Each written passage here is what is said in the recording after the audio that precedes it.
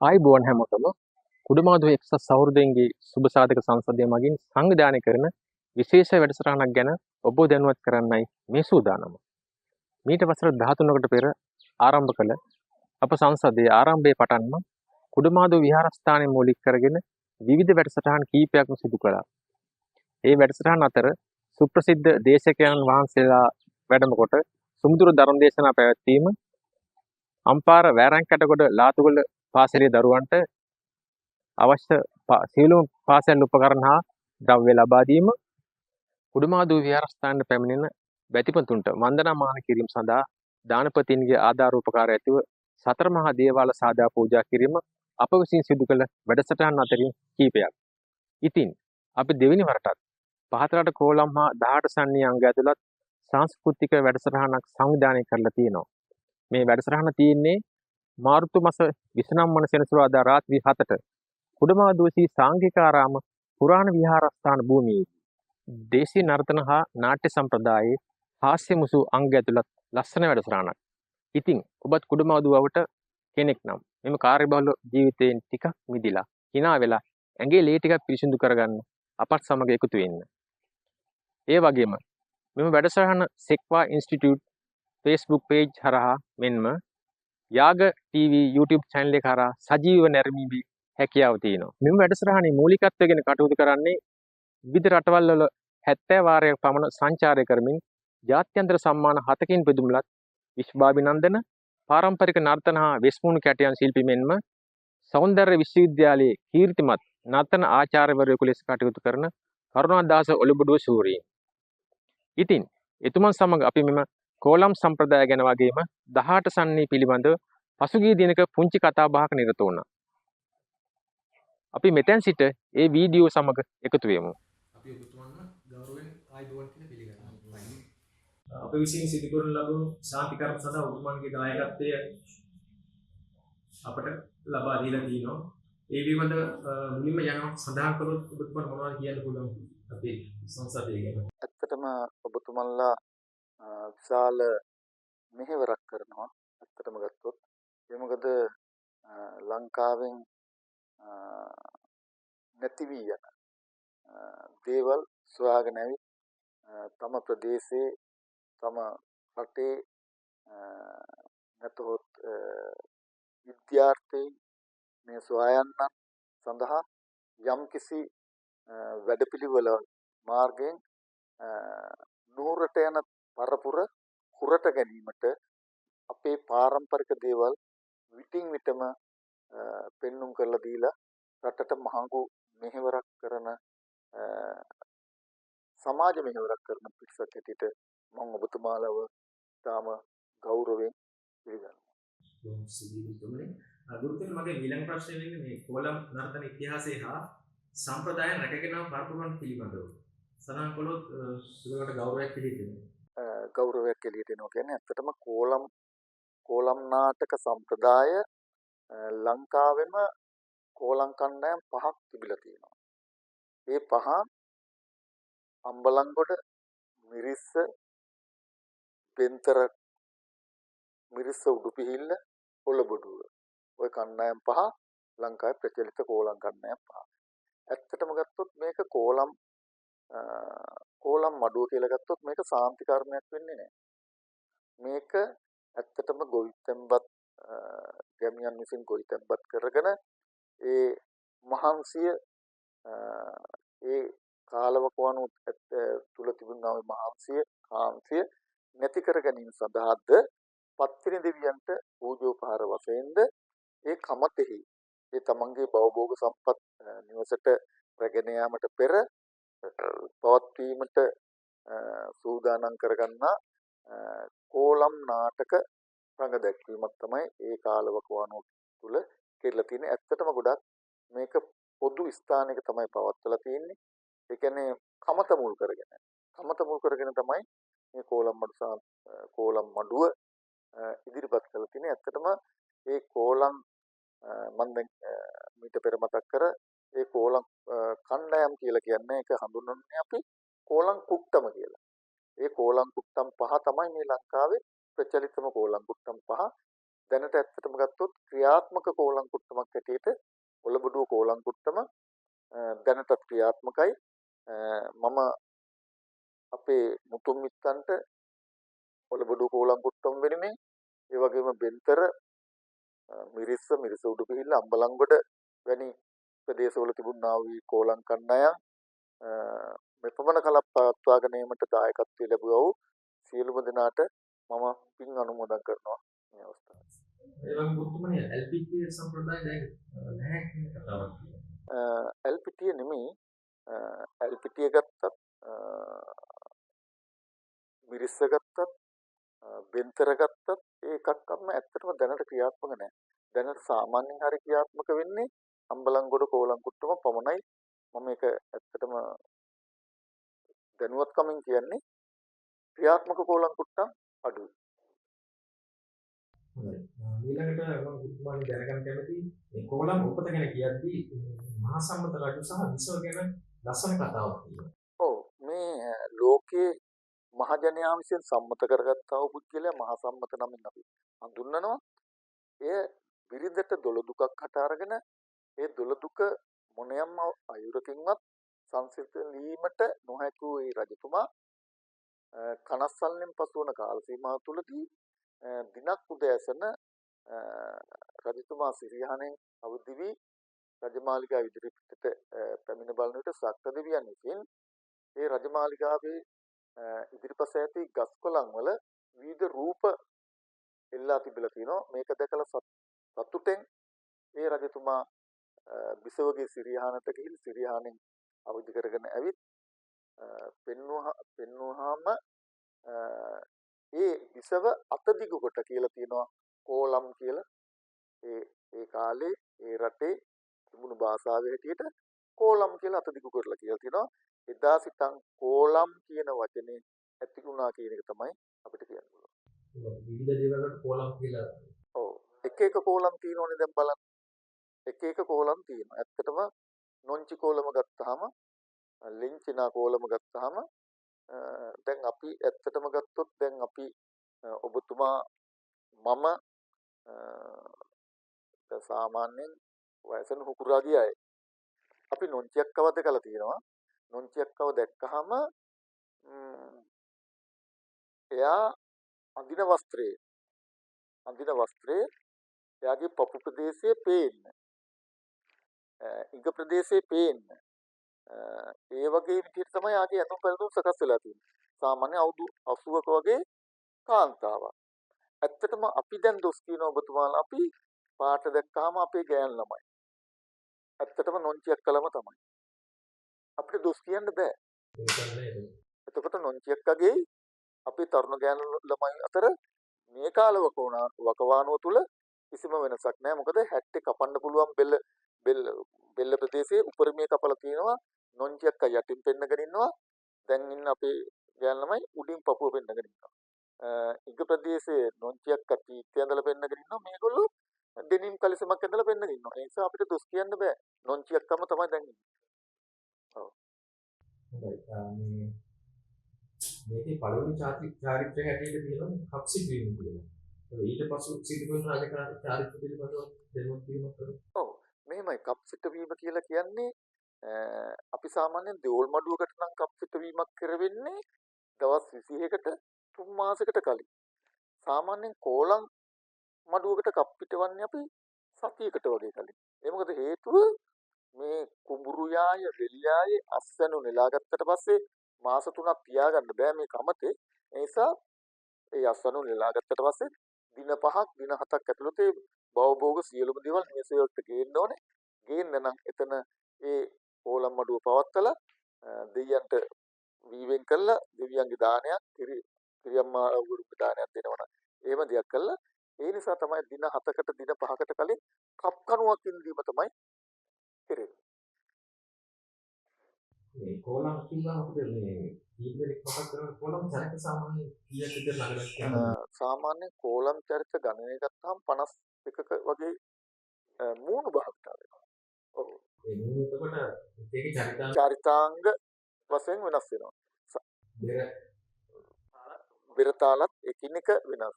කවි ගායනා එකිනෙක වෙනස්. අ, මම පෝලම් විස්පූර්ණ 52 කතාව කියන්නේ හේතුව අපි ගත්තොත් හේවා කෝලමට આવොත් මූණු පහක් බැඳෙනවා. පොලිස් කෝලමට આવොත් පහක් බැඳෙනවා. රජ තුන් කට්ටුව අපහම තුනක් බැඳෙනවා. ජසලින්චි නායකට හයක් බැඳෙනවා. එතකොට අඬබෙරනොන්චි වලට බැඳෙනවා හතරක්.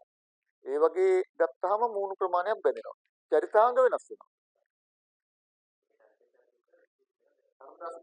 මගේ අවසාන ප්‍රශ්නේ මේ කෝලම් සම්බන්ධයෙන් මේ රංගභූමිය සැකසී නැත්නම් මේ තානාපොළ සැකසීමේ විවිධ සම්ප්‍රදායික ක්‍රම තියෙනවා නේද? ඒ කියන්නේ පොඩ්ඩක් ඔව් මෙහෙමයි. කෝලම් රංගභූමිය සැරසීමේදී විශාල අපි දෝල් මඩුවක් සන්නියකුමක් සරසන ආකාරයට තරම් විශාල යහන් තොරන් බැඳෙන්නේ නැහැ. ඇත්තටම ගත්තොත් මේකේ වෙස්සත්තක් හැදෙනවා. දෙවියන්ට පුතුන්ට පහන් තියන්න පහන් පෙලක් හැදෙනවා. ඒකේ බොහොම අයිනෙන් ගම්භාර දේවතාවුන් වහන්සේට පහනක් තියන්න පහන් පෙලක් හැදෙනවා. මේක වටාකාරව තමයි මේ රංගභූමිය හැදෙන්නේ. කවාකාර විදිහට ඒකේ හේතුව මේ රංගභූමියේ මේ චරිත එකක්වත් එකපසකට රඟ දක්වන්නේ නැහැ. රවුමට ප්‍රේක්ෂකයා ඉන්නේ රවුම් ප්‍රදේශයේ ඒ වටේට තමයි මේ හැම දෙයක්ම මේ චරිතාංග ඉදිරිපත් කරන්නේ. ඒ නිසා තමයි ඒක දෙවොල් මඩුවක් ගත්තොත් 4. මේක තවාකාර වෙන්නේ රවුමට තමයි සෙනඟ බලන්නේ. ඒක තමයි මොකටද එතකොට අවධානය යොමු කරන්න පුළුවන්. හොඳයි. එහෙනම් අපි ඊළඟ කතා කරමු කොහොමද මේ 18 සම්නි යකමු ගැන. මේ වගේම උපති කතාවක් තියෙනවා. සංකපාල රජුවා ආයුපාල විසව ගැන. ඔව්. ඒ ගැන පොඩි සඳහනක් මොකද සංකපාල රජුරු යුද්ධයට ගිය වෙලාවේ ආයුපාල විසව සහ කාලිදාසිය පමණයි ගෙදර ඉඳලා තියෙන්නේ. රජතුමා යුද්ධයට යනකොට විසව ගැබ්ගෙන තියෙනවා. ඒක රජුරු නොදැනුවත්ව තමයි කුරු රටට ගියේ මේ යුද්ධෙට. ඒ කුරු රටට ගිහිල්ලා එනකොට විසවට ආසාවක් ඇති වෙලා තිනවා මී අඹ කන්න. මී අඹ කන්න ආසාවක් ඇති වුණාම ඒ කාලවකවානු තුල ඒ රටේ කිසිම තැනක මී අඹ නැහැ. අවාරෙට. නමුත් මේ රජමාලිගාවේ ඉන්න ප්‍රධාන ඇමති කොහෙම්ම හෝ සොයාගෙන ඇවිල්ලා තිනවා මී අඹ. සොයාගෙන ආපුවාම මේ කාලිදාසීටත් ආසාවක් ඇති වෙලා තිනවා මේ කෑල්ලක් කන්න. අරයාගේ දොළදික වැඩිකමට අරයා මේ කෑල්ලක් නොදී කෑවා. කෑවහම මේ කාලිදාසිය විසවගෙන් පරිගැනීමේ චේතනාවෙන් රජුරෝ යුද්ධෙන් දිනලෙන සතුට පෙරමගට ගිහිල්ලා මේ කේලගමක් හැටියට මෙයා කිව්වා මේම රජතුමාන රජමාලිගාවේ නැති කාලය තුලදී සමග අනියම් සම්බන්ධතාවයක් ඇති කරන ගැබ්ගෙන කියලා. ඒ පාර රජතුමා නියම කළා මෙයාව එල්ලල මරන්න. පළු දෙකට පළල එල්ලල මරන්න. මෙයාව රජමාලිගාවේ වදකයන් ලවා උබ්බේරිය ගහක එල්ලලා දෙපළු කරලා මැරුවා. මැරුවට පස්සේ මේ මහා වර්ෂාවක් ඇහලා මේ මල කඳන් දෙක එකට හා වුණා. හා වුණාට පස්සේ මේකෙන් ඉපදුනා දරුවෙක්. එයා තමයි විස මුළු සන්නියක්ෂය. නොහොත් මහා කෝල සන්නියක්ෂය. මෙයා දන්නවා අම්මව මැරුවේ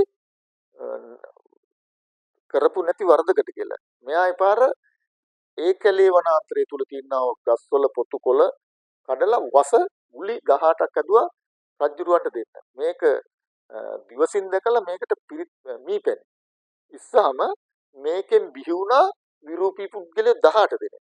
බිහි වෙලා මහකෝල සංයක්ෂයෙන් කණ්ඩ බොණ්ඩ ඉල්ලනවා. ඉල්ලනකොට දැන් මෙයා කල්පනා කළා මේකෙන් ගහන්න බැරි වෙච්ච තුරුප්පුත් අනිත් පැත්තෙන් ගහන්න ඕන කියලා මගේ පිය රජෙ ඉන්නවා. අහවල් රටේ අහවල් තැන එයාගෙන් ගිහිල්ලා ඉල්ලපල්ලා කියලා පිටත් කළා යවුවා විශාලා මහනුවරට. විශාලා මහනුවරට යවුවට පස්සේ දිනෙන් දින විශාලා මහනුවර සිටින සෙනඟ බිය ගැන්විලා දිනෙන් දින මැරෙනවා. මිනිකුළු කුණු වෙනවා. ඒ වෙලාවට දැන් අන්තිම කෙනා කියනවා අපි කතාවට තමන්ගේ වල කපාගෙන මිනිවලට වැටෙනවා. ඒ තරමට මැරෙනවා. කුණු ගඳයි. මුළු විශාලා මහනුවර විනාශයි. එපාල බුදුරජාණන් වහන්සේ මේක දැකලා සුමන සාමණේරයන් වහන්සේට අනෝතත්ත්ව විලට ගිහිල්ලා පැන් ගේන්න කියලා පැන් ගෙනල්ලා රතන සූත්‍රයෙන් පිරිත් කරලා මේ විශාලා මහනුවරම තියෙන ඒ දුර්භික්ෂය නිමා කළා කියනවා. නිමා කරලා යකුදහට නා සක්වල ගලින් පිටට ගියා කියලා. ගියාම බුදුරජාණන් වහන්සේට කනගාටුවක් ඇති වුණා. මේ අයට කන්න බොන්න කිසිම විදිහක් නැතුව මේ කට්ටිය යනවා කියලා. ඒ පාර පොඩි වරයක් දුන්නා මේගොල්ලන්ට මේ ලෝකේ නරයන් දෙස බලන්න පුළුවන් ඉදිකට්ටේ නූල දාන නියමලෙන්. ඉදිකට්ටේ මලෙන් බලලා තුන්මන්සලක් දෙමන්සලක් දිය කඩਿੱත්තක් සොහොන් පොලක් ගාව ඉඳගෙන මේ නරයින්ව බය ගන්නලා නරීන්ව ලෙඩ කරලා ඒගොල්ලන්ගෙන් බලි බිලි පුදවාලක්කම් ගන්න පුළුවන් කියලා වරයක් දුන්නා. ඒ පාර මේගොල්ලෝ තුන්මන්සලක් ළඟ ඉඳගෙන දවල් 12ට රෑ 2ට පාන්දර 3ට ගොම්මන් වෙලාවට මේ නරයින්ව ලෙඩ කරලා ඒගොල්ලන්ට දෙන දොළ බිලි රතිකාම බිලිකාම හොන්තුකාම පුල්ටුකාම කියන පංච කොට්ටාසයෙන් ඒගොල්ලන්ට පුදලා බන්න අවසරයක් දුන්නා. එදා ඉඳලා තමයි මේ අපි දැන් අපි හිතමු ගෑනු ළමෙක් හෝ ඔබතුමා හරි දවල් 12ට විතර නාන්න යනවා. අපි ගෑනු ළමෙක්ම ගන්නු. නාන්න යන්නේ අපි සවර් එකට නෙමෙයි. ඇලපාරක් ගාව තියෙන දොලකින් නාන්න. දවල් 12ට පිටත් වෙනවා. පිටත් වෙලා ගිහින් නානකොට මෙයා කවුරු හරි කෙනෙක්ව දකිනවා. දැකලා හද ගැස්මක් ඇති වෙනවා.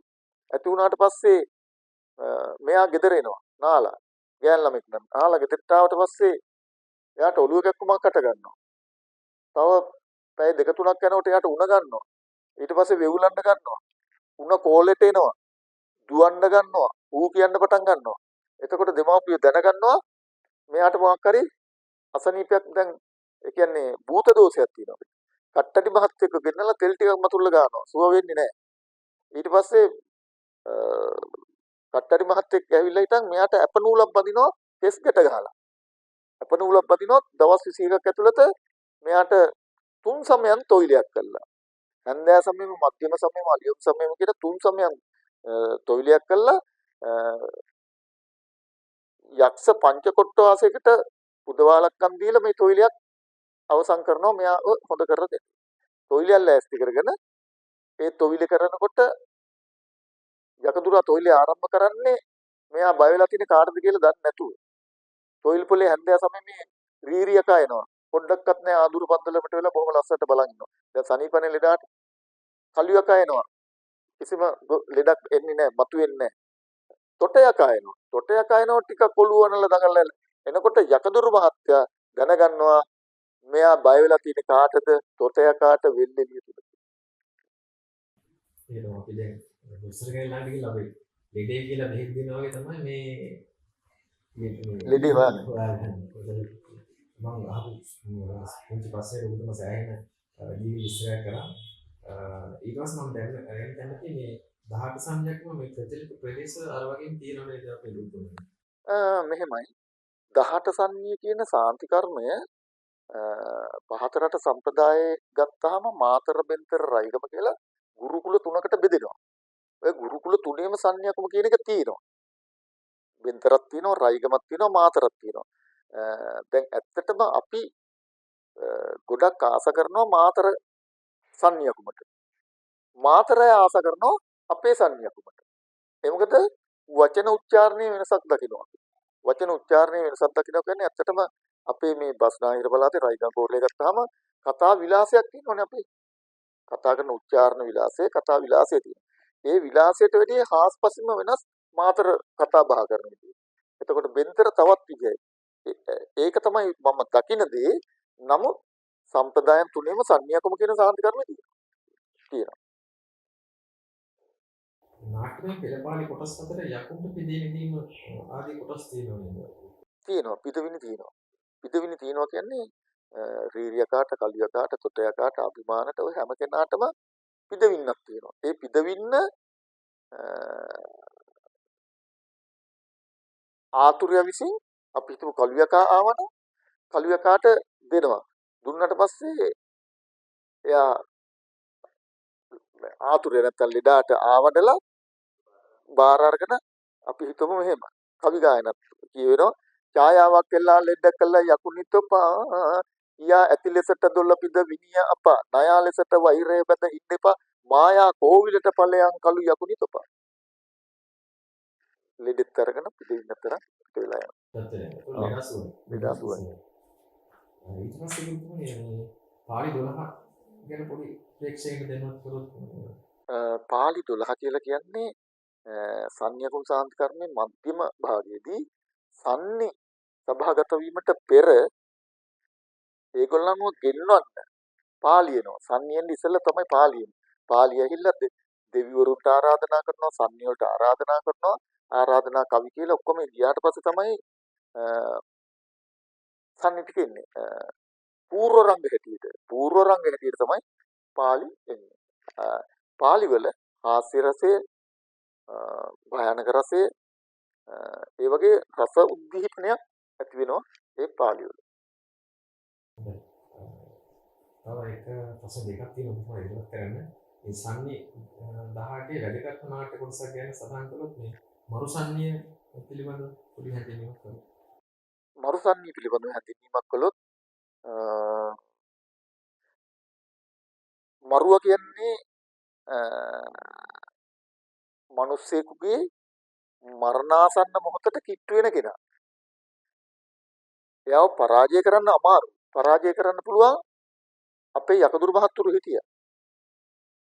නූල් බැඳලා, දොළ දීලා, බිලි දීලා එයාව ජීවිතේ ගලව ගන්න පුළුවන් කට්ටඩි මහත්තුරු ඉස්සර හිටියා. ඒ අය මරුවට සාන්ති කර්මයෙන් මරුවට දැපවිල්ලක් දාලා ලනු තුනක් දාලා ලනු තුනේ යකදුරා දපලා පැදුරෙන් බැඳලා මරුවා එනවා. මරුවා එන්නේ රතු ඇඳුමකින් කඩුවක් අරගෙන ඇවිල්ලා එයා ඒ යකදුරාගේ බඩවැල් බොකු මෙහෙම පලනවා. ඉරනවා. සත්තුන්ට කෑ ගහලා දෙනවා. තමන් කනවා බඩවැල් බොකු ඇදගෙන. ඔය වගේ භයානක රසය උද්දීපනය වෙන එකක් තමයි මරුවා කියලා කියන්නේ. හැබැයි ඕකේ කොටස් දෙකක් තියෙනවා. සන්නියකුමි මරුවා කියලා කියන්නේ එකක්. කොලම්මඩුවේ මරුවා කියලා කියන්නේ තවත් එකක්. අරක මරු රාශිය. අරක මරුවා. ඒ දෙකක්. ඒ කවි ගායනාවලදීම අපි හිතමු දැන් මුකුක්කන් නොදන්න තානායම් පොලෙන් එපිට හෝ ඉන්න පුද්ගලයෝ සංයකම් භූමියේදී එළියේ සිටින අය මේක පිළිබඳව මේ ලෝක දෙයක් දන්නේ නැහැ. නමුත් ඒ කවි කියද්දි සහ බෙරේ වාදනය කරද්දිම ඒ ප්‍රේක්ෂකයා බය වෙනවා. කඩිද්ද ගත්ත කිත්ත කඩිද්ද ගත්ත හදවතට බෙර ගන්නවා. හදවත ගැස්සෙන බෙරපද කොටසක් වාදනය වෙනවා යකා එන්න ඉස්සෙල්ලා. අපි නොඑක් අදුරන්නේ සිස්සතුඩු කරන්නේ දැපීමේ ලෙසින්නේ කුරුරු මරුවෙකු සපේ ඉන්නේ නුදුරු ගුණ විලසට ලෙලවා මුකුරු හිසවට රන්මල් පැලඳගෙන රන්මල් සේල ඇඳගෙන ඔය විදිහට අර මිනිසුන්ගේ බය ගන්නන ආකාරයට තමයි කවි ගායනා කරන්නේ. කඩුවක් අරන් මරුවා ඈතින් එනවා කඩුවේ මරු යකා මගේ පපුවට එන්න මගේ නෑයේ මාවට කර හඬන්න මරුවා ලෙසට මම සොහොනේ දපන්න. ඔය වගේ භයානක රසයේ උද්දීපනය වෙන කවි ගායනා බෙරපද තියෙනවා මරුවා පිළිබඳව. දැන් ඒක අවසාන ප්‍රශ්නය මම අහන්නේ දැන් මේ හැම දෙයකම සාරාංශයක් අපි ගත්තොත් එහෙම මිනිසුන්ගේ වැළඳෙන නොයෙකුත් ලෙඩ රෝග සුව කිරීම සහ ලෙඩ කිරීම සම්බන්ධයෙන් මේ සියලු දේවල් තියෙන්නේ ඇතුළු සම්ප්‍රදාය ලෙඩ සුව කිරීම සහ ලෙඩ හැදීම. සුව කිරීම අපි මේ සාන්ති කර්මය තුළ ප්ලාස්ටික් යකඩ වැනි ද්‍රව්‍ය කිසියක් පාවිච්චි කරන්නේ නැහැ.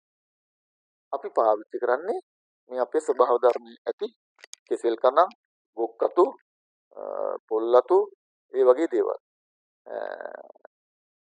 ලෙඩක් හැදෙන්න ඕනම ලෙඩක් හැදෙන්න මනුස්සකේ කොටස් තුනයි ඇති වෙන්නේ. වාතය, පිත්ත, සෙම. ඔය තුන තමයි මුල් කරගන්නේ. මේ මුල් කරගැනීමේදී වාතය අපි වාතය සුව කරගන්නවා මේ දුම්මලවල, කෙහෙල් පතුරු වල, පොල් තෙල් පහන් එළිය ඒ සියලු තුලින් අපේ වාතය සුව කරගන්නවා. එතකොට ලේ ධාතුව අපිරිසිදු වෙලා තියෙන මේ ලෙඩට. ලේ ධාතුව පිරිසිදු වෙනවා මේ කියන කවි, බෙරපද, නර්තනාංග, දෙබත් උච්චාරණය. ඔය තුනෙන් ලේ ධාතුව පිරිසිදු වෙනවා. ඒ පිරිසිදු වුණාම තමයි නිරෝගී පුද්ගලෙක් වෙන්නේ. සුව කිරීම. ලෙඩ කිරීම අප ගැන නොසිතීම. අප ගැන නොසිතීම. මුදල්පස හමා යන. රාජකාරි බහුල වීම. උදේ ආහාර වේල නොගැනීම. දවල් ආහාර වේල නොගැනීම. රාත්‍රී ආහාර වේල නොගැනීම. රාත්‍රියට නිදා නොගැනීම. පින්න නොපෑගීම.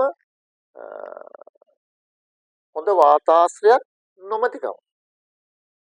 ඒ ටික ඔක්කොම කරගන්නේ කවුද? ලෙඩේ හදාගන්නේ කවුද? අපි. කොහොමද අන්තිමට මේ සංකල්පයාවක් තියෙන මනස සූපත් කිරීම තමයි හැම දෙයකින් කරන්නේ. මානසික චිකිත්සනය. එහෙමනම් අපේ මෙම සුවද කතා බහ නිමාවට පත් කරන අතර අප සමග එකතු වූ කරුණාදාස ඔලිබඩු සූරින්ට අප සංසදයේ ගෞරවනීය ස්තුතිය මේ මොහොතේ පුද කර සිටිනවා. නැවතත් ඔබට අප ආරාධනා කරනවා මාර්තු මාස 29 වන සෙනසුරාදා හවස 7ට කුඩමාදුසී සාංගිකාරාම පුරාණ විහාරස්ථාන භූමියට පැමිණෙන ලෙසට